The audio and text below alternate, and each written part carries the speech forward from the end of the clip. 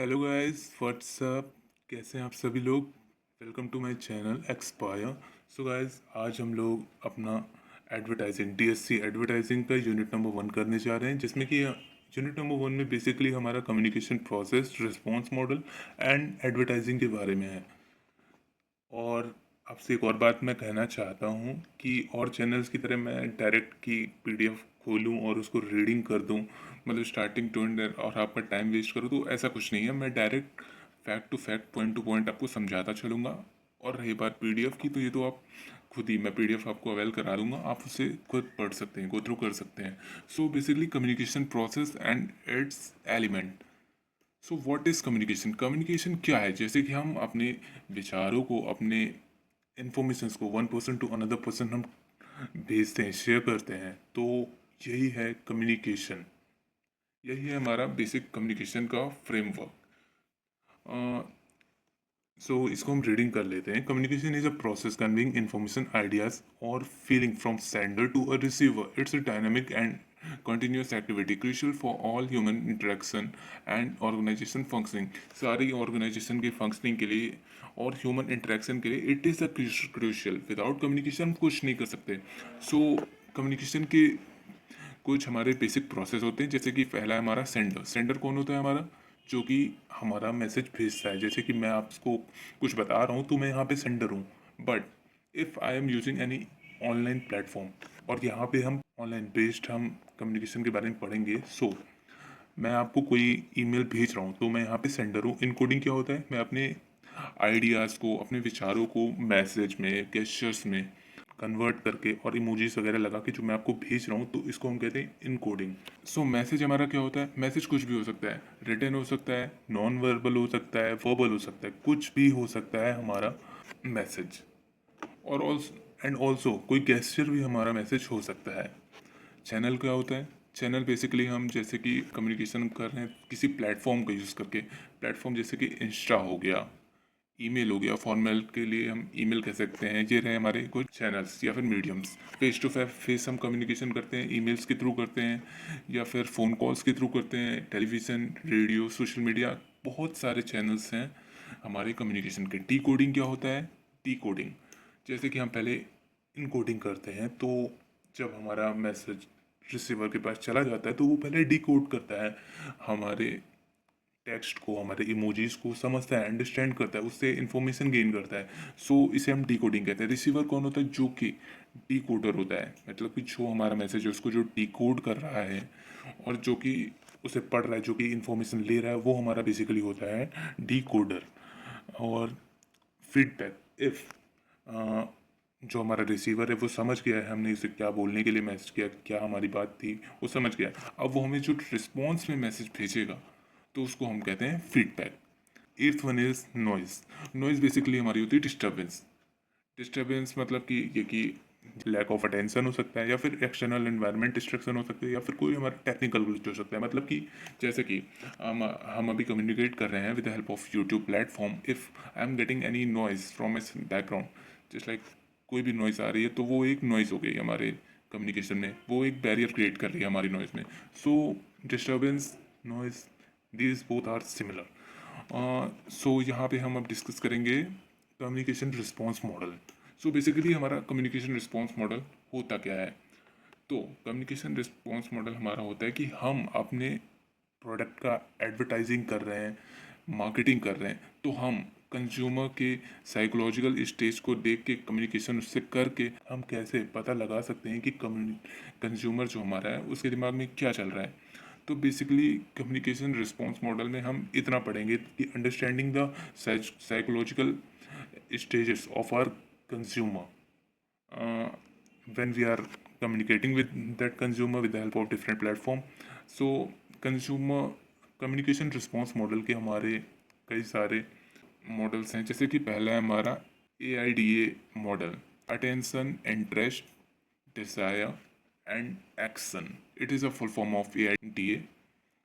सो जो हमारा ये मॉडल है, ये हमारा वाइडली यूज्ड मॉडल है। सबसे ज़्यादा हम मार्केटिंग एंड सेल्स में इस वाले मॉडल को यूज़ करते हैं, AIDA मॉडल को, जो कि consumer pass through initial awareness to purchase. हम इस मॉडल का यूज़ करते हैं, कंज्यूमर को समझते हैं कि वो उसका इंटेंशन क्या है, उसके एक्सप्रेशन से सब कुछ हम समझते हैं कि वो हमारा परचेज करेगा या नहीं करेगा। सो बेसिकली अटेंशन से हमारा कहने का मतलब है जो कि the first step is to capture target audience attention. This involves making them awareness product service और मैसेज। सबसे पहले we are doing any advertising any campaign, अगर हम कोई भी एडवर्टाइजिंग कर रहे हैं या फिर हम कोई भी कैंपेन रन कर रहे हैं तो सबसे पहले हमारा काम होता है अटेंशन गेन करना कंज्यूमर का या हमारे परचेजर का। हम उसे कैसे गेन कर सकते हैं, जैसे कि यहाँ पे हमने मार्केटिंग एग्जांपल्स ले रखे हैं। हम अपनी जो कैंपेन हम बना रहे हैं, जो कि हम वीडियो बना रहे हैं, हम उसको कैची हेडलाइंस दे सकते हैं, विजुअल्स हम उसके अच्छे रख सकते हैं, यूनिक हम कुछ कर सकते हैं। हम जब भी कुछ यूनिक करेंगे, बिकॉज आज की जनरेशन में कस्टमर भी बढ़ रहे हैं और हमारे कॉम्पिटिटर्स भी बढ़ रहे हैं, तो यूनिकनेस हमारे अंदर होनी चाहिए for getting attention of our customer. It is the main focus on attention. जो आई हमारा वो हमारा इंटरेस्ट को डिनोट करता है। Once attention is gained the next step to generate interest in what being offered involve providing relevant information that address need to problem. जब हमारी attention customer के पास चली गई है तो अब हमें उसका इंटरेस्ट जगाना होगा अपने प्रोडक्ट्स रिलेटेड। जैसे कि हमारा कोई प्रोडक्ट है, जैसे लाइक मैं मोबाइल का सेलर हूँ और मुझे अपना मोबाइल सेल करना है, तो मुझे उसके लिए इंटरेस्ट बिल्ड करना होगा मेरे कस्टमर के दिमाग के अंदर। If I am not able to do that then मेरा कस्टमर नहीं खरीदेगा मेरा प्रोडक्ट। तो पहले हमें ये बिल्ड करना होगा, और इसे बिल्ड करने के लिए हम क्या कर सकते हैं, हम अपने प्रोडक्ट की इन्फॉर्मेशन दे सकते हैं, डिटेल इन्फॉर्मेशन दे सकते हैं, स्टोरी टेलिंग कर सकते हैं, डिमोन्स्ट्रेटिंग वैल्यू, हम अपनी प्रोडक्ट की वैल्यू का डिमोन्स्ट्रेशन दे सकते हैं उनके सामने। Third is desire. एक बार हमने उनको स्टोरी सुना दी, सब कुछ कर दिया, मतलब उनके अंदर का इंटरेस्ट हमने जगा दिया, फिर उनके अंदर हमें डिज़ायर लेके आनी है कि हमारा प्रोडक्ट सबसे अच्छा है, सबसे ज़्यादा अच्छे हमारे रिव्यूज़ हैं, सारे कॉम्पिटिटर से ज़्यादा अच्छा हम लिमिटेड ऑफर्स आपको दे रहे हैं, यूनिक हमारी सेलिंग है। इमोशनल उनको मैनिपुलेट करना है, डिज़ायर उनके अंदर बनानी है। सो ये डी हमारा डिज़ायर को डिनोट करता है। और हमारा ए है, ए हमारा होता है एक्शन। नाउ जब हमारा अवेयरनेस अटेंशन भी बन गई, इंटरेस्ट भी बन गया, डिज़ायर भी बन गई, तो अब हमारा एक्शन बनाना होता है। एक्शन बनाना मतलब कि the final stage prompt to desire which is typically a purchase but could given as sign up, visit a call और डाउनलोड। जब हमारा सब बन गया तो हमारा अब यहाँ पे एक्शन करवाना होता है, मतलब कि उनसे अपना प्रोडक्ट परचेज कराना होता है। ठीक है, तो बेसिकली ये होता है। जो हमारा सेकंड होता है वो हमारा होता है हायरार्की ऑफ इफेक्ट्स मॉडल, जो कि हमारा किसके द्वारा प्रपोज किया जाता है, Robert J Livingston and Gary blah blah blah, Gary S Tenner, मतलब बहुत बड़ा नाम है यार, तो लोग थे। ठीक है, so this model outlines series of 6 steps that consumer goes through when making a purchase. It expands on AIDA, मतलब कि जो हमारा AIDA था उसको हम एक्सपेंड कर रहे हैं यहाँ पे। इसमें हमारे 6 स्टेप्स होते हैं बेसिकली। फर्स्ट होता है हमारा अवेयरनेस। वही हम पहले अवेयरनेस क्रिएट करेंगे अपने प्रोडक्ट की, बहुत ज़्यादा पब्लिसिटी करेंगे, एडवर्टाइजिंग करेंगे, मार्केटिंग फोकस करेंगे, सब कुछ करेंगे, तो वो हमारा हो जाता है अवेयरनेस। बेसिकली अगर आप एक पढ़ लोगे ना तो सबको आप रिलेट कर पाओगे, इतना ज़्यादा मुश्किल नहीं है। सेकंड है हमारा नॉलेज। अगर हमारी अवेयरनेस बन गई है तो हमें हमारा फ़र्ज बनता है कि हम अपने कस्टमर को नॉलेज को दें। नॉलेज कैसे दे सकते हैं, इन्फॉर्मेटिव एड्स हम चला सकते हैं, एडवर्टाइजिंग कर सकते हैं, हम PDF लॉन्च कर सकते हैं, अपने प्रोडक्ट्स रिलेटेड वेबसाइट पे डाल सकते हैं, सेल्स लिटरेचर कर सकते हैं। सेल्स लिटरेचर मतलब क्या होता है, हम जो जो ऑफर्स दे रहे हैं, जो भी हम सेल कर रहे हैं, उस प्रोडक्ट की सारी इन्फॉर्मेशन हम दे सकते हैं। वेबसाइट हमारी, जैसे कि कोई वेबसाइट है तो हम अपनी वेबसाइट में अपने प्रोडक्ट्स रिलेटेड सारी इंपॉर्टेंट चीज़ें डाल सकते हैं ताकि हमारे कंज्यूमर को नॉलेज हो, वो खरीद सके। और हमारा थर्ड होता है कि लाइकिंग। लाइकिंग क्या होता है, consumer develop a favourable feeling और एटीट्यूड टूवर्ड्स प्रोडक्ट और ब्रांड। इफ हमने अवेयरनेस कर दी, नॉलेज दे दी, तो हमारा कंज्यूमर भी धीरे धीरे हमारा प्रोडक्ट लाइक करने लगेगा, हमारे ब्रांड को लाइक करने लगेगा। इस लाइकिंग का मतलब है कि हमारा कंज्यूमर हमारे प्रोडक्ट को लाइक करे, हमें उसके लिए कुछ करना है, एडवर्टाइज करना है।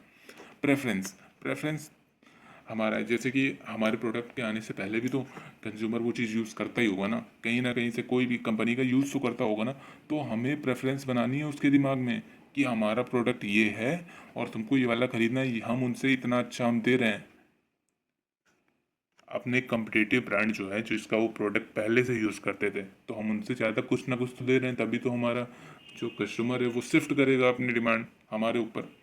तो बेसिकली प्रेफरेंस में हमारी प्रेफरेंस को ऊपर लाना है। और ये हम कैसे कर सकते हैं? हम अपनी तरह से यूनिक सेलिंग कर सकते हैं, कंपैरेटिव एडवर्टाइजिंग कर सकते हैं। कंपैरेटिव एडवर्टाइजिंग का मतलब होता है हम इनडायरेक्टली सामने वाली जो हमारी कॉम्पिटिटर हैं उनके प्रोडक्ट को बुरा बता सकते हैं, बट इन कंपैरेटिव एडवर्टाइजिंग में हम डायरेक्टली उनका नाम नहीं ले सकते।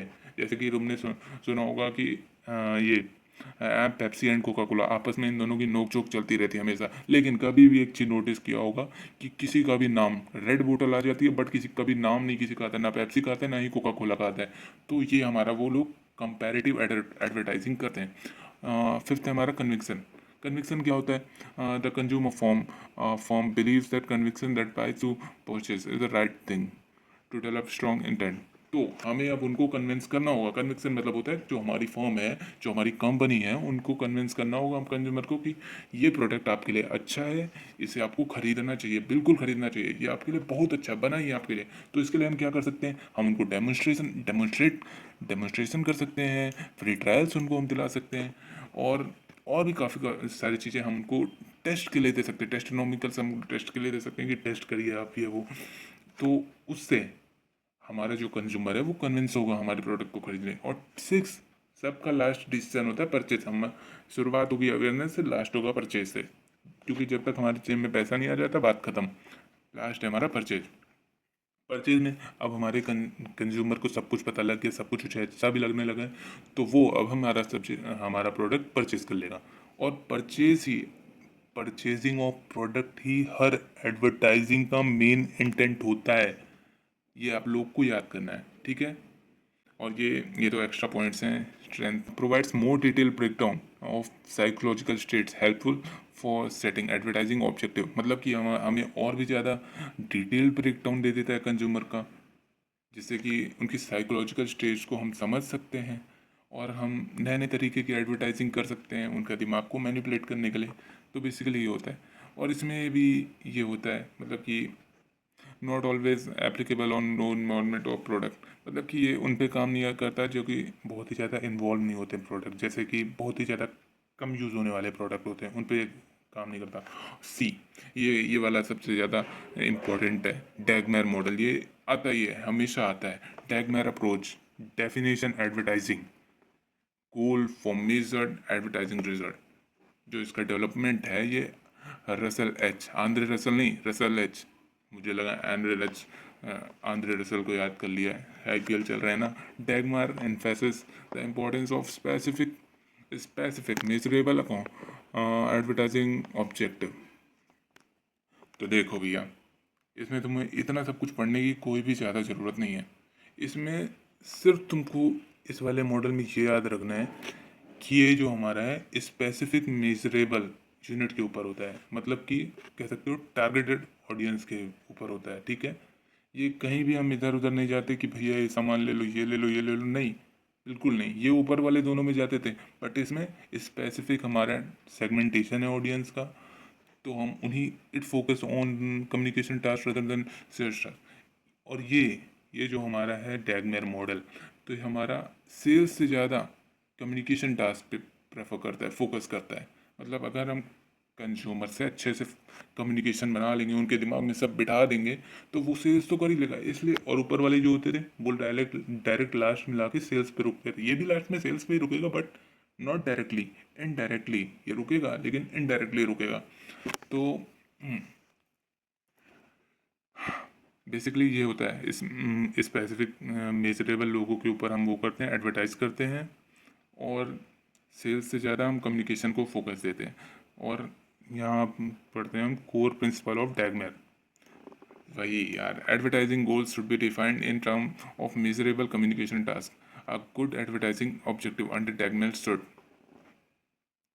पहला है हमारा कंक्रीट एंड मेजरेबल। इसका मतलब है The targeted audience and the desired change in the communication must be clear, defined and quantifiable. मतलब कि जितने भी हमारे टारगेटेड ऑडियंस हैं वो हमारे लिए क्लियर होने चाहिए कि इन लोग को हमको टारगेट करना है और इन्हीं लोग को हमको सब कुछ एक्सप्लेन करना है। ये एक नंबर में हमारे पास गिवन होनी चाहिए, जैसे कि कौन से एज ग्रुप के हैं, कितना कैसा उनका लाइफ स्टाइल है, ये सब से हम उनको कर सकते हैं। जैसे और सेकंड है हमारा targeted audience, the specific group of people the advertising is trying to reach must be identified. तो हमारा टारगेट ऑडियंस जो होता है किसी भी तरह का हो सकता है, हमारे वो प्रोडक्ट पे टोटली डिपेंड करता है। जैसे like I am owner of Lamborghini, okay, just I am taking the example, मैं लैम्बोर्गिनी का ऑनर हूँ और मुझे अपनी लैम्बोर्गिनी सेल करनी है, तो मैं 10,000 रुपये जिनकी सैलरी आती है उनको थोड़ी ना टारगेट करूँगा, नहीं करूँगा ना। और जो कि मिडिल क्लास से आते हैं उनको टारगेट नहीं करूँगा, बिल्कुल नहीं करूँगा, because they are not able to purchase my car. मेरे टारगेटेड ऑडियंस वो होंगे जो सच में मेरा खरीद सकते हैं product, because my product is not regular use product, it is a luxurious product. So basically ये है हमारा targeted audience. Benchmark and degree to change the current level of the communication variable benchmark to desire the change should be specified. मतलब कि benchmark हमको set करना है कि बंदा कितनी देर कम्युनिकेशन करने के बाद मान जा रहा है, अगर नहीं मान रहा है किसी और पे शिफ्ट करना है, एक ही पे नहीं जाना है कि उसी के ऊपर सारा हम टाइम लगा दें, ऐसा कुछ नहीं है इसमें, ठीक है। तो communication task in DAGMAR model, the DAGMAR propose that advertising communication tasks guide the consumer through 4 stages similar to the hierarchy of effect। मतलब कि वही hierarchy of effect की वही 4 stages कॉपी कर दिए हैं, ठीक है। अवेयरनेस क्या है, मेकिंग अवेयरनेस, उनके ऊपर उनको अवेयर करना है कि ये है हमारा प्रोडक्ट है, ऐसा है, हम अपने प्रोडक्ट के बारे में प्रमोट करेंगे, एडवर्टाइज करेंगे, प्रोडक्ट के बारे में बताएंगे, यही हमारा अवेयरनेस है। कॉम्प्रिहेंसन, हम अपने प्रोडक्ट को कॉम्प्रीहेंस करेंगे कस्टमर के सामने कि हमारा प्रोडक्ट ऐसा है, इसमें हमारे ये बेनिफिट्स हैं। जैसे कि वॉशिंग मशीन ले लेते हैं, एक पुरानी वॉशिंग मशीन है, एक नई वॉशिंग मशीन है। नई मेरी वॉशिंग मशीन में सुखाने वाला है, मतलब कि कपड़े भी सुखा सकते हो, और पुरानी वाली में नहीं है। तो हमें ये कस्टमर को बताना होगा कि हमारी वॉशिंग मशीन में ना ड्रायर लगा हुआ है और ये सुखा देता है। तो ये मैं क्या कर रहा हूँ, कॉम्प्रिहेंस कर रहा हूँ कस्टमर के सामने, ताकि वो हमारा प्रोडक्ट खरीदे। कन्विक्सन क्या होता है, कन्विक्सन भी वही होता है, जैसे कि हमें सामने वाले बंदे को कन्विंस करना है कि भाई तू खरीद ले, मेरा प्रोडक्ट सबसे अच्छा है। उसके लिए हम उसको डेमो देंगे, ट्रायल देंगे, कुछ भी करेंगे, बट उससे कन्विंस कर लेंगे। और लास्ट एक्शन, एक्शन में क्या होगा, वही सेल करवा देंगे, लास्ट में जेब जेब उनकी डीली करवा देंगे, बात खत्म। स्ट्रेंथ एंड लिमिटेशन वही, इसका कोई इतना रोल नहीं है, वो मैंने बस लिख दिया है कि आप लोग गो थ्रू कर लीजिए PDF के साथ। हाँ, and the third is advertising. Now we are starting advertising. ऊपर हम अभी तक ना कम्युनिकेशन पे ही थे, अब हम स्टार्ट करेंगे advertising significance, types and objective. Advertising क्या होता है, a paid non personal form of communication from an identified sponsor using mass media to persuade, inform an audience। वो मैं थोड़ा जल्दी जल्दी पढ़ाने के चक्कर में यार क्या क्या बोल दे रहा हूँ, सॉरी उसके लिए। और थोड़ा मैं कुछ ज़्यादा एक्सप्लेन कर दे रहा हूँ, बिकॉज आई नो कि 2 तारीख को आप लोग का एग्ज़ाम है, तो आप लोग, मैं नहीं चाहता कि आप लोग सिर्फ एग्ज़ाम के लिए पढ़ें, बट आप लोग के दिमाग में पूरा फिट हो जाए, एक बार आप पढ़ लें बस ख़त्म, फिर ज़िंदगी में पढ़ना ही ना पड़े। एडवर्टाइजिंग क्या होता है, हम पैसा लेते हैं किसी भी कंपनी के प्रोडक्ट को प्रमोट करने के लिए। सो अब हम पढ़ेंगे सिग्निफिकेंस ऑफ एडवर्टाइजिंग। तो सिग्निफिकेंस ऑफ एडवर्टाइजिंग में पहले हम पढ़ेंगे बिजनेस के पॉइंट ऑफ व्यू से। अगर मैं कोई बिजनेस रन कर रहा हूँ तो पहले हम उनके पॉइंट ऑफ व्यू से पढ़ेंगे। पहले क्या है, इंक्रीज सेल्स एंड रेवेन्यू। बस कोई भी चीज़ की बिजनेस करता है तो सिर्फ एक चीज़ के लिए करता है, या तो प्रॉफिट कमाने के लिए या सेल्स के लिए। सेल्स करेगा तो प्रॉफिट कमाएगा, ठीक। तो ये चीज़ अपने दिमाग में भर लेना। इंक्रीज सेल्स एंड रेवेन्यू, अपने ग्रोथ बढ़ाने के लिए सेल्स एंड रेवेन्यू के लिए एडवर्टाइजिंग करता है। Build brand awareness and recognition, अगर सेल्स होगी तो ब्रांड अवेयरनेस भी होगी। अगर क्योंकि स्टार्टिंग में जैसे कि बोर्ड का एग्जांपल लेते हैं, कोई इतना नहीं जानता था, बट धीरे धीरे हम लोगों ने उसके प्रोडक्ट यूज़ करना शुरू कर दिए, अभी ब्रांड अवेयरनेस बनी है, सारी कंपनियां डूब गई हैं, लेकिन बोर्ड चल रहा है, प्रॉपर रिकॉग्निशन हो गया है, ब्रांड अवेयरनेस बन गई है। Create brand image and loyalty. जैसे कि अब हम एग्जांपल लेंगे रियलमी का। बिकॉज मैं रियलमी का एग्जांपल इसलिए ले रहा हूँ क्योंकि रियलमी की लॉयल्टी कुछ ज़्यादा ही अच्छी है, उसकी ब्रांड इमेज भी अच्छी है, और लॉयल्टी के हिसाब से जैसे कि हम कह सकते हैं कस्टमर सपोर्ट सर्विस। अगर आपका प्रोडक्ट ख़राब है तो आप जाकर रियलमी के पास दे आओ, 1 साल के अंदर अंदर वो रिप्लेस करके दे देंगे, तो बात ख़त्म। ये हमारा हो जाता है creates brand image and loyalty. Fourth है हमारा डिफ्रेंशिएट प्रोडक्ट। तो इसमें हम क्या आएंगे, highlights unique selling proposition, USP, unique selling proposition from competitor. Differentiate product मतलब कि हमें अपने जो हम एडवर्टाइज कर रहे हैं तो बिल्कुल यूनिक तरीके से हमको सेलिंग करनी है। ये नहीं कि वो लोग जाके एक दुकान पे दो दो बेच रहे हैं तो वैसे हमें नहीं, ऐसे बिल्कुल नहीं करना। हमें कुछ यूनिक करना है क्योंकि कस्टमर को क्या चाहिए, रोमांच, नई नई चीज़ें उनको चाहिए। ठीक है, इंट्रोड्यूस न्यू प्रोडक्ट। अगर हम लोग कोई, हमें न्यू प्रोडक्ट्स लॉन्च करने चाहिए because it creates excitements and inform about novel offering. अगर हम न्यू चीज़ें ऑफ़र करेंगे तो हम जो भी नया अपनी दुकान पे ला रहे हैं, ऑफ़र दे रहे हैं, वो सब चीज़ उनको पता लगेगा। Support sales force, pre sales product making the sales job easier. यहाँ पे हम अपनी जो हमारा सेल्स है उसको हम जल्दी से, मतलब कि पहले पहले ही हमें बुकिंग करवा देनी चाहिए, सेल्स करवा देनी चाहिए। तो बेसिकली इससे हमारी जो सेल्स वाली जॉब होती है, जो इन लोग के ऊपर इतना लोड होता है, वो थोड़ा कम पड़ जाएगा। Enhance corporate image, build goodwill and reputation. Basically goodwill क्या होती है, आप लोग कॉमर्स के स्टूडेंट है, इतना तो पता होगा, जो मतलब कि ब्रांड एंड रेपुटेशन ऑफ होती है ना बिजनेस की, वही होता है गुडविल। अगर हम ऐसे ऐसे करेंगे तो हमारे बिजनेस की गुडविल भी बढ़ेगी और रेपुटेशन भी बढ़ेगी। Combat competition helps to maintain market share and response to rivals. अगर हम ये यूनिक करेंगे, अच्छी अच्छी चीज़ें करेंगे अपने बिजनेस के लिए, तो हमारे कंपटीशन से हमें डर नहीं लगेगा। हम कुछ भी करते रहेंगे, कंपटीशन नीचे जाएगा, हम सबसे टॉप पे रहेंगे, टॉप, बिल्कुल टॉप। तो ये achieve economic sales scale, higher scale can lead lower per unit production. अगर हमारी सेल्स बढ़ रही हैं, बहुत ज़्यादा सेल्स बढ़ रही हैं, तो जो हमारा पर यूनिट कॉस्ट है, प्रोडक्शन कॉस्ट है, वो कम हो जाएगा, जिससे कि इनडायरेक्टली हमारी एफिशिएंसी एंड इफेक्टिवनेस बढ़ जाएगी और कॉस्ट हमारी कम लगेगी और एट द एंड हमारा प्रॉफिट बढ़ जाएगा।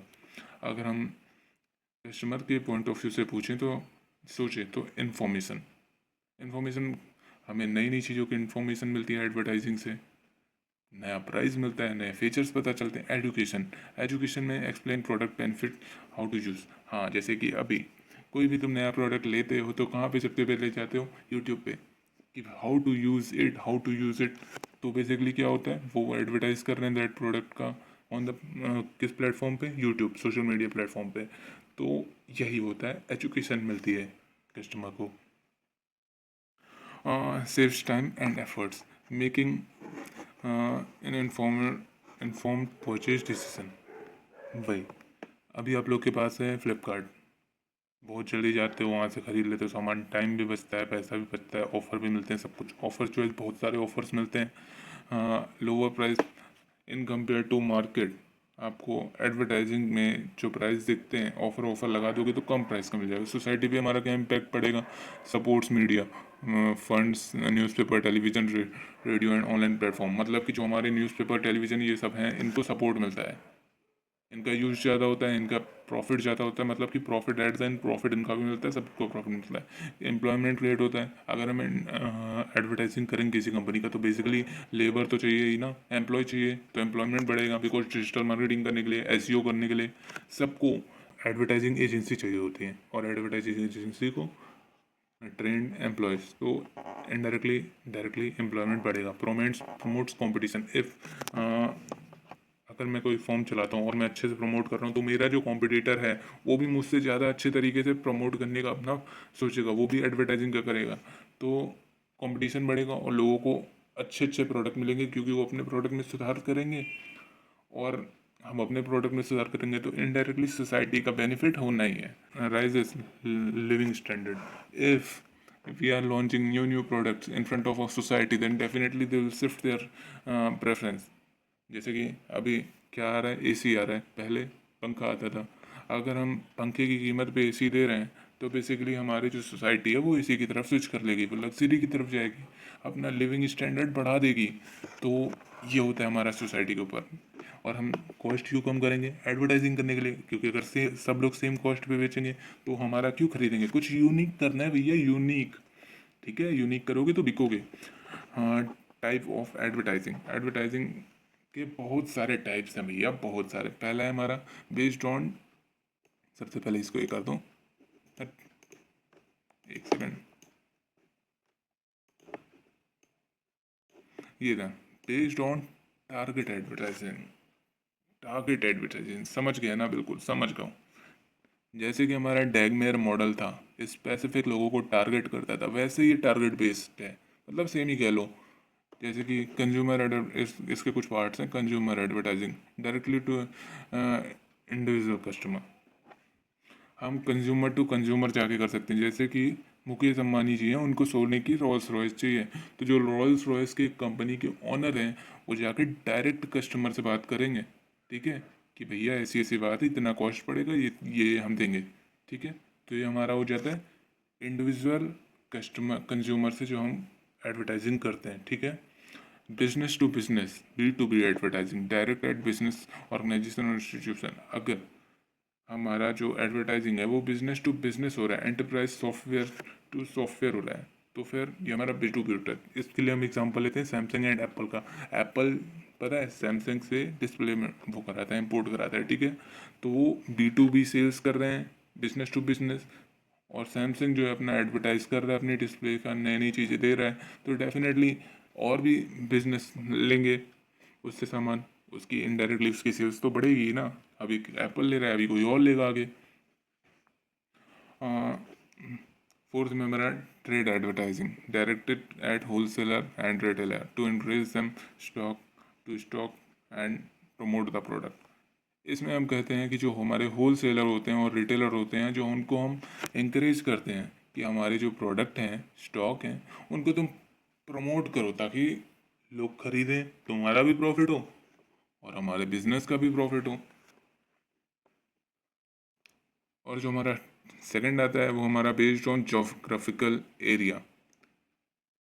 नेशनल एडवर्टाइजिंग, हम अपनी कंट्री के इंटायर कंज्यूमर को टारगेट कर सकते हैं। ग्लोबल इंटरनेशनल एडवर्टाइजिंग, हम वर्ल्ड वाइड कंज्यूमर को टारगेट कर सकते हैं कि हमारा मैसेज देखो, हमारा प्रोडक्ट देखो, हम इतना चीज़ें दे रहे हैं। तो ये हमारा हो जाता है जोग्राफिकल एरिया पे।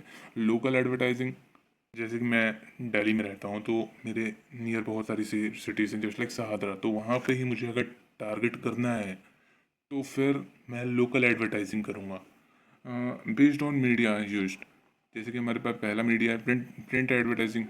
न्यूज़ प्रिंट मीडिया मतलब होता है जो हम चीज़ें प्रिंट करते हैं, बैनर लगाते हैं, मैगजीन लगाते हैं, न्यूज़पेपर लगाते हैं, फ्लैश लगाते हैं, वो सब हमारा प्रिंट मीडिया के अंदर आता है। ब्रॉडकास्ट एडवर्टाइजिंग, टेलीविज़न हो गया, FM हो गया, वो हमारा ब्रॉडकास्टिंग में आ जाता है। Outdoor advertising, billboards, posters, transit ad, digital screens. जैसे कि मेट्रो स्टेशन में भी आपने देखा होगा बहुत सारी डिजिटल स्क्रीन्स लगी हैं, तो वो हमारा हो जाता है डिजिटल, नहीं, आउटडोर एडवर्टाइजिंग। डिजिटल एडवर्टाइजिंग में होता है हमारा जैसे कि online ads, banner, video ads, social media ads, search engine of marketing, email marketing. Email marketing में हम ईमेल्स पे बल्क में एक साथ ईमेल्स भेजते हैं सारे कस्टमर को। बहुत सारे कंपनीज आपको भी भेजती होंगी, जैसे कि लिंक्डइन हो गई, ये भेजते रहते हैं, एक बार हमारी ईमेल आईडी चलेगी वो भेजेंगे बल्क में ईमेल। तो ये हमारे पास डिजिटल एडवर्टाइजिंग करते हैं। Direct mail advertising, physical mail send to home और बिजनेस। बेसिकली ये भी इतना ज़्यादा नहीं है, बट डायरेक्ट जो हम लेटर लिख के या फिजिकल मेल्स किसी के ऑफिस या होम्स में भेजते हैं वो हमारा डायरेक्ट मेल में आता है। इन store advertising, point of purchase display, self taker, मतलब कि जो हमारे स्टोर है जैसे कि, तो हम उसके ऊपर कोई बैनर लगा देते हैं, जैसे शिखर पान मसाला, विमल बोलो जुबा केसरी, तो वो जो भी है तो वो हमारा हो जाता है इन स्टोर एडवर्टाइजिंग। फोर्थ में हमारा आ जाता है based on purpose objective product advertising, promote a specific product और सर्विस। जैसे कि मैंने कोई प्रोडक्ट लॉन्च किया है, सर्विस लॉन्च की, तो ये सब हमारा प्रोडक्ट एडवर्टाइजिंग में आएगा। ठीक है, पियोनियर इन्फॉर्मेशन, हम अपने इसमें introduce new product, educate customer. अगर मैं कोई न्यू फ़ोन या सर्विस लॉन्च कर रहा हूँ तो उसके बारे में मुझे कस्टमर को एजुकेट करना है। सेकंड है हमारा कॉम्पिटिटिव पोजीशंस मतलब कि जो हमारे कॉम्पिटिटर हैं उनसे हम क्या क्या ओवर मतलब और ज़्यादा एडवांटेजेस अपने प्रोडक्ट में दे रहे हैं या ब्रांड में दे रहे हैं, वो सारी चीज़ें हमें अपने कस्टमर को बतानी है। Reminder, the brand in the consumer mind match your product, मतलब कि हमेशा जो भी आप प्रोडक्ट अपना लॉन्च कर रहे हैं उस ब्रांड का नाम कंज्यूमर के माइंड में होना चाहिए। इसलिए उनको अच्छे से सर्विसेज देनी है, हमको अच्छा प्रोडक्ट देना है, वन टाइम परचेज नहीं करवानी है कि आपने परचेज करवा लिया अब आप भाड़ में जाओ। ऐसा नहीं करना है, आपको कस्टमर के साथ लॉन्ग टर्म रिलेशन इस्टेब्लिश करने होते हैं। इसके बाद हमारा institutional corporate advertising promotes the organisation's image, goodwill और philosophies rather than specific product, मतलब कि इसमें क्या होता है, जो हमारा ऑर्गेनाइजेशन होता है उसकी हम इमेज, गुडविल और फिलोसफी पे हम फोकस करते हैं मोर देन किसी प्रोडक्ट पे। मतलब हम अपने, जैसे कि फिज़िक्स वाला है वो अपने किसी बैच पे फोकस नहीं करता है, वो सिर्फ अपने इंस्टीट्यूशन के रेपुटेशन पे फोकस करता है, इसलिए वो रेप्यूटेड है। इसलिए वो अपने बैचेस के लिए, अपनी पढ़ाई के लिए नहीं है, वो अपनी इंस्टीट्यूशन के लिए है रेप्यूटेड, ठीक है। तो ये वो इंस्टीट्यूशनल कॉर्पोरेट एडवर्टाइजिंग करता है। वही इसमें भी public relation advertising enhance corporate image, address social issues, अपनी कॉर्पोरेट इमेज को अच्छी करनी है और सोशल इश्यूज के लिए थोड़ा कॉपरेट करना है, जैसे कि इन्वायरमेंट से रिलेटेड ये सब करना है। Advocacy advertising promotes a specific cause और व्यू पॉइंट, जैसे कि आपकी कंपनी का, आपके इंस्टीट्यूशन का कोई व्यू पॉइंट है तो उसको प्रमोट करना है। Recruiting advertising attract potential employ, अगर आप लोग अपने कोई भी जैसे इंस्टीट्यूशनल है तो फिर उसमें आपको एम्प्लॉयमेंट लाना है, तो उसमें आप बेसिकली कौन से एम्प्लॉयमेंट लाओगे जिनमें रियली पोटेंशियल है, तो उन लोग को आप लेके आओगे और वो लोग डेफिनेटली आएंगे अगर आप लोग ऊपर के सारी चीज़ें फॉलो करोगे, रेपुटेशन बनाओगे, अपने इंस्टीट्यूशन का ब्रांड इमेज बनाओगे, गुडविल बनाओगे, तो डेफिनेटली पोटेंशियल एम्प्लॉय आएंगे। Objective of advertising, advertising objectives are specific communication tasks to be accomplished with a specific target audience during a specific period. They often align with stages or the communication response model. Basically इसमें ये कहना चाहता है कि objectives हमारे advertising के बहुत सारे हैं, जैसे कि हम अपने टारगेटेड ऑडियंस पे फोकस करते हैं। अपने एट द एंड बात यह है कि हम अपना प्रोडक्ट प्रमोट करने के लिए फर्स्ट है, जैसे कि हम उनको इन्फॉर्म करने के लिए, टू इन्फॉर्म, एडवर्टाइजिंग क्यों करते हैं, to inform, announce a new product, कोई नया प्रोडक्ट हम लाते हैं तो explain how how a product work, कैसे हमारा प्रोडक्ट वर्क करता है, suggest new use of new uses of a product, हमने जैसे नया अपग्रेड किया है कोई अपनी वॉशिंग मशीन में या मोबाइल में, तो उसके नए यूजेस का हम कैसे यूज़ कर सकते हैं अपने प्रोडक्ट में। वो inform the market about price change, जैसे कि हम कोई भी प्रोडक्ट है हम उसके प्राइस कम कर दें तो उसके लिए हमें इन्फॉर्म करना है, करेक्ट फॉल्स इंप्रेशन, जो भी बुरे इंप्रेशन है हमारे प्रोडक्ट पे हमें उससे ठीक करना है। बिल्ड अ कंपनी इमेज, पहले जैसे हमारा कंपनी का नाम बेकार था अब हमने इसको सही कर दिया, तो ये सब हम कैसे करेंगे, एडवर्टाइजिंग के थ्रू करेंगे। रिस्पॉन्स, डिस्क्राइब अवेलेबल सर्विस, और ऑल्सो अगर हम कोई अच्छी अच्छी सर्विसेज प्रोवाइड कर रहे हैं, हम सी ए फॉर्म है, हम अपनी सी ए सर्विस दे रहे हैं, लॉयर हैं, हम अपने लॉ की सर्विस दे रहे हैं, तो हमें उसके बारे में अच्छे से डिस्क्राइब करना है। सेकंड आ जाता है to persuade, build a brand preference, encourage switching to your brand, change customer perception of product, मतलब कि अपनी ब्रांड की इमेज बनानी है, प्रेफरेंस बनानी है, इंकरेज करना है कि वो दूसरे ब्रांड से स्विच करके हमारे ब्रांड में आ जाए, कस्टमर का प्रेफरेंस हमारे प्रोडक्ट के ऊपर लेके आना है। उनके अंदर की हमारी मेंटालिटी हमें उनके अंदर मेंटालिटी बनानी है कि हमारा ही प्रोडक्ट खरीदो। Convince customer to sales call, उन्हें कन्विंस करना है कि हमारे पास सेल के लिए कॉल करें। इंकरेज ट्रायल, हमें उनको ट्रायल्स देने के लिए इंकरेज करना चाहिए। To remind, maintain high brand awareness, हमें अपने प्रोडक्ट की हाई ब्रांड अवेयरनेस बनानी है। Remind consumer that product may needed in near future, मतलब कि हमारे प्रोडक्ट को उन्हें बाद में फ्यूचर में उनको ज़रूरत पड़ेगी तो हमारा प्रोडक्ट खरीदो। Keep consumer by where to buy the product, मतलब उन्हें ये भी बताना है कि प्रोडक्ट हमारा कहाँ से मिलेगा, कहाँ से वो परचेज़ करेंगे। Keep the brand mind during the off season, मतलब कि अगर हमारा ऑफ सीजन भी है तब भी उनके दिमाग में नाम होना चाहिए कि हमारा प्रोडक्ट खरीदना है। रेनफोर्स पास्ट परचेज, मतलब कि जितने भी उनकी पास्ट परचेज है ना, उन सबको हमें अच्छे से कस्टमर सपोर्ट देना है। ठीक है।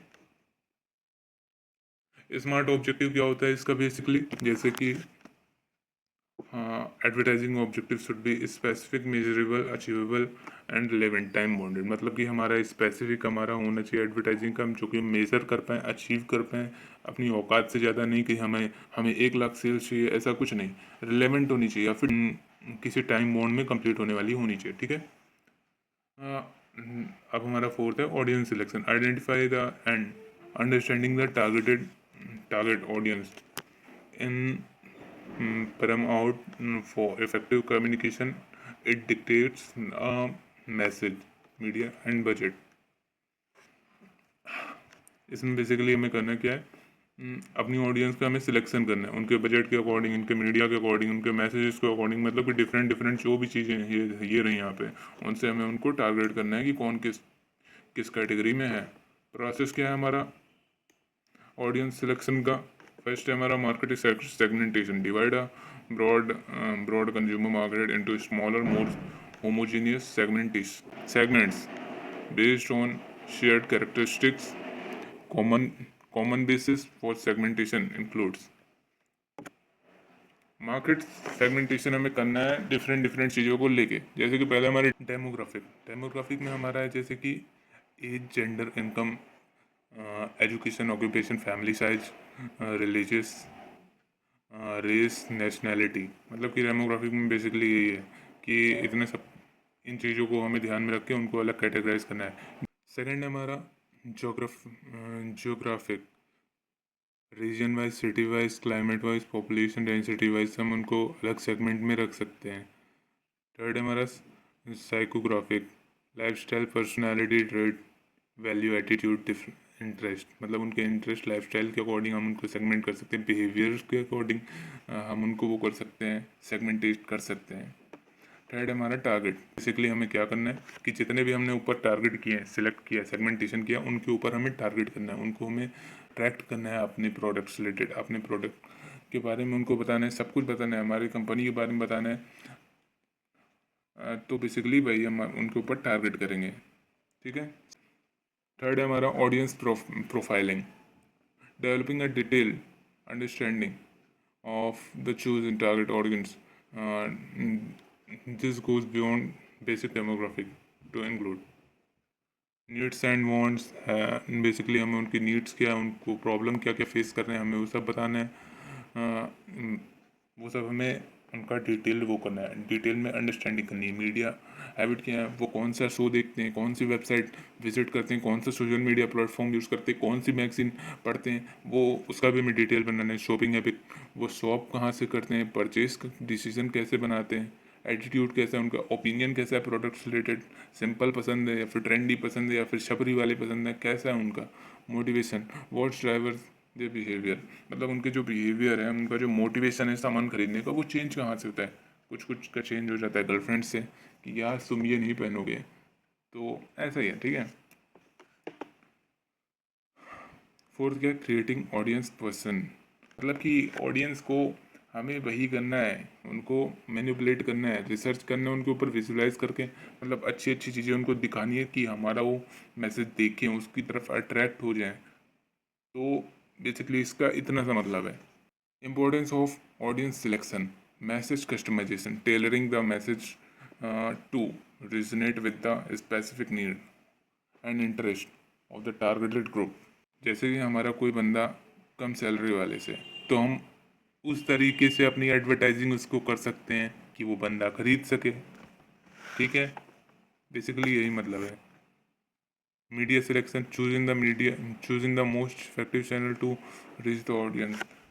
सिलेक्शन करेंगे, पता लगाएंगे कि कहाँ पे लोग ज़्यादा आ रहे हैं, क्या क्या लोग ज़्यादा कर रहे हैं, सिलेक्शन मीडिया कहाँ है, कौन सा मीडिया ज़्यादा यूज़ कर रहे हैं, सोशल मीडिया कर रहे हैं, वेबसाइट कर रहे हैं, तो हम वहीं पे अपना सारा दिमाग लगा देंगे कि यहाँ पे ये सारी हम एडवर्टाइजिंग कर देंगे कि हमें ज़्यादा से ज़्यादा लीड्स मिलें। Budget optimization, avoid wasteful spending. किसी भी जगह पे हम क्यों ही सेगमेंटेशन करेंगे, बजट बचाने के लिए इधर उधर हम क्यों खर्चा करें जब एक बजट में अच्छी जगह पे हम इन्वेस्टमेंट करें।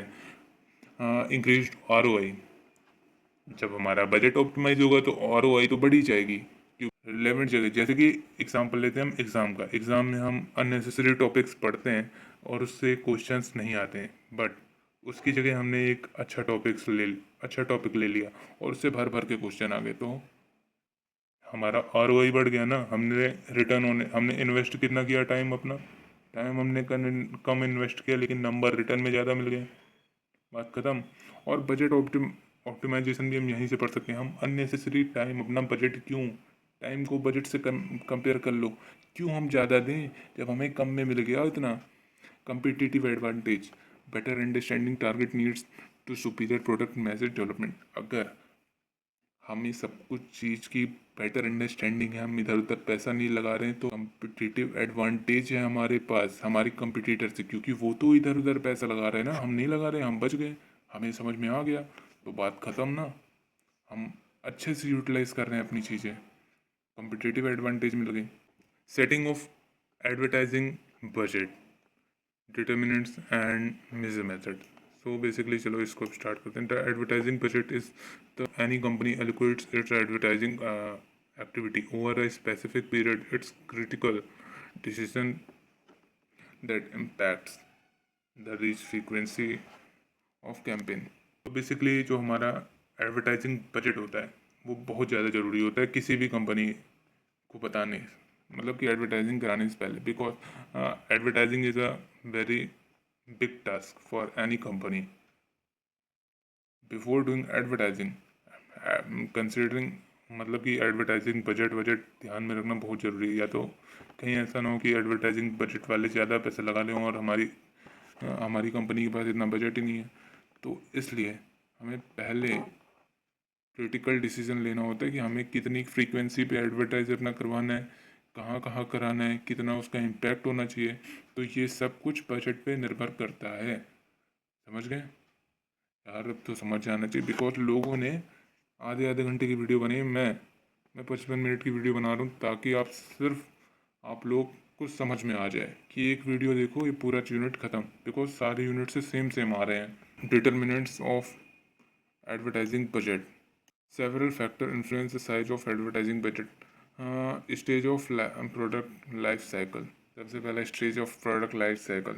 इंट्रोडक्शन में क्या है, require a large budget for awareness and trial generation. अगर हमारा प्रोडक्ट जैसे कि मोबाइल फ़ोन है या फिर कोई भी ऐसा बजट है जिसकी लाइफ साइकिल कम है या ज़्यादा है, तो उन सब के लिए हमारे पास लार्ज बजट होना चाहिए ट्रायल्स देने के लिए, ठीक है। ग्रोथ क्या है, moderate to high budget to sustain growth and combat new competitor.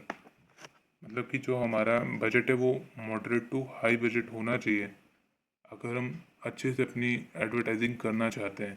अगर कम बजट होगा तो कॉम्पिटिटर से हम ऊपर नहीं जा पाएंगे। Maturity, lower budget for reminder advertising often focus on differentiation. Lower budget अगर तुम्हारा है तो सब चीज़ पे फोकस नहीं करना चाहिए, सिर्फ एक चीज़ पे फोकस करना चाहिए, ठीक है, जिस पे दे सको। Minimal decline, minimal budget primary for maintain remaining sales. अगर तुम्हारे पास बहुत ही ज़्यादा कम बजट है, ठीक है, बहुत ही ज़्यादा कम बजट है, ठीक है, तो जितनी तुम्हारी सेल्स आ रही है ना उन्हीं पे वो सारा पैसा लगाओ, इधर उधर मत भागो ग्रोथ में। अगर तुम्हारे पास ज़्यादा है तो फिर नई नई चीज़ों पे, नए कॉम्पिटिटर्स में जाओ, उनके उनके खिलाफ कम्पिटिट करो, अपना नया प्रोडक्ट लॉन्च करो। अगर नॉर्मल बजट है, लोअर बजट है, तो किसी एक ही चीज़ पे जाओ। जैसे कि मैं टाटा हूँ तो मैं नमक भी बेचता हूँ, कार भी बेचता हूँ, तो एक ही चीज़ पे फोकस करूँगा, नमक पे मैंने फोकस कर लिया। अगर डिक्लाइन में हूँ, बजट बहुत ही कम है, तो फिर मैं क्या करूँगा, उसी चीज़ पे जाऊँगा जो भी चल रहा है, कहीं ऐसा ना हो ऊपर जाने के चक्कर में वो भी नीचे चला जाए, ठीक है। तो बेसिकली ये मतलब है। Market share and consumer base, high market share में require less advertising to maintain position अगर तुम्हारे मार्केट शेयर हाई है, जैसे टाटा है उसके मार्केट शेयर हाई है, तो उसके लिए एडवर्टाइजिंग इतना ज़रूरी नहीं है, बिकॉज उसकी औकात, उसकी पोजीशन पहले ही इतनी ऊपर है। Low market share new retain needs larger budget to gain interaction. अगर तुम्हारा मार्केट शेयर कम है, ठीक है, बहुत ही ज़्यादा कम है, तो तुमको ज़्यादा बजट चाहिए होगा गेन करने के लिए। कंपटीटर और कल्चर, हाईली कॉम्पिटिटिव मार्केट दोस्त with a lot of advertising noise required larger budget. अगर तुम कंपटीटर से compete कर रहे हो, तो तुम्हें लार्जर बजट चाहिए। कम बजट में तुम कंपटीटर से compete नहीं कर सकते। क्यों? बिकॉज वो बहुत ज़्यादा बजट लगा रहे हैं और तुम इसके कंपेयर में कुछ नहीं लगा रहे हो, तो तुमको लगाना पड़ेगा। फोर्थ है हमारे पास प्रोडक्ट डिफ्रेंशिएबिलिटी। अगर हमारा प्रोडक्ट हाईली डिफ्रेंशिएट है अनदर प्रोडक्ट से, तो जो हमारा एडवर्टाइजिंग कॉस्ट है वो ऑटोमेटिक कम हो जाएगा, बिकॉज हमारे प्रोडक्ट के फीचर्स ऑटोमेटिक एडवर्टाइजिंग कर देंगे। बट अगर हमारा प्रोडक्ट अनडिफरेंट है, रेगुलर प्रोडक्ट है जो कि सब लोग बेच रहे हैं, तो वो ज़्यादा एडवर्टाइजिंग की डिमांड करेगा, ज़्यादा बजट उसके लिए लगेगा, बिकॉज पहले से ही कॉम्पिटिटर अवेलेबल हैं। फिफ्थ है हमारे पास advertising frequency. How often the advertising needs to be seen to be effective, higher frequency demand a larger budget. अगर आपको आपका प्रोडक्ट वर्ल्ड वाइड चाहिए, लार्ज फ्रीक्वेंसी पे चाहिए, तो डेफिनेटली आपका बजट ऑटोमेटिकली ऊपर चला जाएगा। बट अगर आपको छोटी सिटी के लिए चाहिए तो बजट नीचे, ज़्यादा के लिए चाहिए तो बजट ऊपर। Reach of media, the number of different people of house hold expose and advertising wider reach required more budget. अगर आपको छोटी सी एक ही मीडिया के लिए चाहिए, जैसे कि सोशल मीडिया हो गया, सिर्फ वहीं पे आपको एडवर्टाइजिंग चलाना है, तो फिर उसका कॉस्ट कम लगेगा। बट अगर आपको टेलीविज़न पे भी चलाना है, सोशल मीडिया पे भी चलाना है, वेबसाइट पे भी चलाना है, इट रिक्वायर्स मोर बजट। ठीक है। Economic condition, during economic down turns company में कट एड बजट और conversely increase them stimulated demand. अगर इकोनॉमिक कंडीशन जो है हमारे कंट्री की वो डाउनफॉल में है, तो हम जो अपना एड वाला बजट है, एडवर्टाइजिंग बजट है, हम उसको कम कर देंगे। बिकॉज इकोनॉमी डाउनफॉल में तो हमारा प्रोडक्ट तो ऑटोमेटिकली डिमांड में हो ही जाएगा ना, स्टिमुलेटेड डिमांड वो रहेगी डिमांड उसकी, तो हम अपना बजट का कम कर देंगे। Company financial resource, the overall financial health and available fund of company. सारा पैसा हमें एडवर्टाइजिंग में नहीं लगाना है, कंपनी की फाइनेंशियल हेल्थ रखनी है, अवेलेबल फंड्स कंपनी में रखने हैं। Marketing objective, aggressive growth objective और ambitious awareness goal will necessity larger. अगर आप अग्रेसिव ग्रोथ करना चाहते हो, डायरेक्ट ऊपर पहुंचना चाहते हो, सारे कॉम्पिटिटर से डायरेक्ट ऊपर अपना ब्रांड रखना चाहते हो, तो आपको लार्जर बजट चाहिए होगा। अब पढ़ते हैं हम major methods of setting advertising budget. सबसे पहले है affordable method, all you can afford method. ठीक है। The company sets the advertising budget at what management thinks the company can afford. It's often use by small businesses. ये जो हमारा है, ये स्मॉल बिजनेसेस की तरफ से किया जाता है, ज़्यादा इसमें पैसा नहीं लगता है। प्रोज क्या, इसके प्रोज क्या होते हैं? सिंपल होता है, अवॉइड ओवर स्पेंडिंग, मतलब ज़्यादा खर्चे को वो अवॉइड करता है। कौन सा होता है? Ignore the role of advertising in sales can lead to under spending और ओवर स्पेंडिंग। स्ट्रेटिजिकल ड्रिवन, मतलब कि इसमें जो हमारा एडवर्टाइजिंग का रोल होता है उसे टोटली इग्नोर कर देते हैं, मतलब सेल्स के लिए। ठीक है। कभी हम ज़्यादा अंडर स्पेंडिंग मतलब कम खर्चा कर देते हैं, कभी हम ओवर खर्चा देते हैं। बट हम किसी भी चीज़ के लिए स्ट्रैटेजिकली खर्चा नहीं करते हैं। ये हमारा सबसे बड़ा कौन सा इसका। सेकंड हमारा percentage of sales method. Percentage sales में क्या है? जैसे कि करंट ईयर फाइनेंशियल ईयर होता है, टोटल फाइनेंशियल ईयर्स में जितना परसेंट सेल्स हुआ है उसका 5% या फिर कितना परसेंट, ये कंपनी टू कंपनी वेराई करता है, उसे हम अपना एडवर्टाइजिंग बजट बना देते हैं।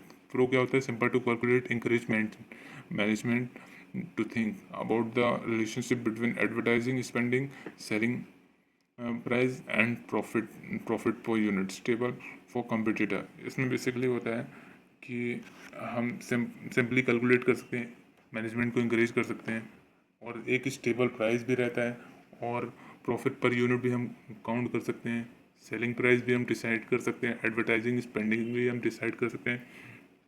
मतलब कि सब कुछ मेजरेबल होता है और सबके बीच में रिलेशनशिप बनी होती है। ये हमारा एक प्रो है। कॉन्स क्या है? Treat sales as a cause of advertising rather than the result, doesn't account for new product launch में lead to budget cut during sales decline. इसमें सबसे बड़ा कॉन्स ये है कि हम सेल्स को ऐसे ट्रीट करते हैं कि जो हमारा एडवर्टाइजिंग है वो सेल्स की वजह से ही चल रहा है, ठीक है। अगर हम नया प्रोडक्ट लॉन्च करते हैं और हमारी सेल्स जो पहले की हैं वो गिर जाएंगी, एडवर्टाइजिंग बजट है वो ऑटोमेटिकली कम हो जाएगा, कट हो जाएगा, बिकॉज सेल्स कट तो बजट कट, ठीक है। कॉम्पिटिटिव पैरिटी मेथड, इसमें हम क्या करते हैं, इसमें हम कॉम्पिटिटिव जो हमारा कॉम्पिटिटर उससे कंपेयर करके अपने एडवर्टाइजिंग बजट डिसाइड करते हैं कि वो हमारा कितना खर्चा कर रहे हैं, हम कितना खर्चा कर रहे हैं। प्रोस क्या होता है? इजी टू इम्प्लीमेंट होता है, रिफ्लेक्ट इंडस्ट्री नॉर्म्स होता है, may not prevent advertising Wars, मतलब इसमें हम एडवर्टाइजिंग वॉर्स नहीं होती है। अच्छा, हम competitor know best which may not be true, doesn't consider individual company और यूनिक सर्कमस्टेंस कैन लीड। अगर हम टोटली कंपटीटर पे डिपेंड हो जाएंगे और वो कोई चीज़ सही नहीं कर रहा, गलत कर रहा है, तो हमारी कंपनी भी ऑटोमेटिक डाउन होगी, because we are following their strategy.